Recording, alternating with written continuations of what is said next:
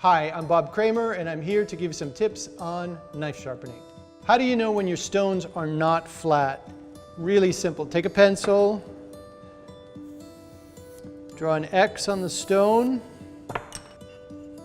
Use a stone flattener. This is a special stone that's made just to keep your sharpening stones flat.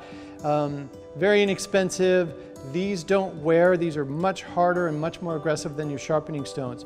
So the X is going to be my indicator to let me know when the stone is flat. The high spots will disappear first.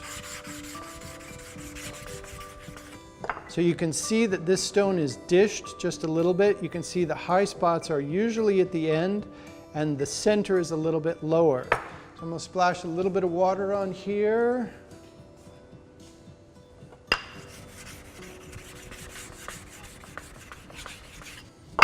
And once the X disappears, you know the stone's flat.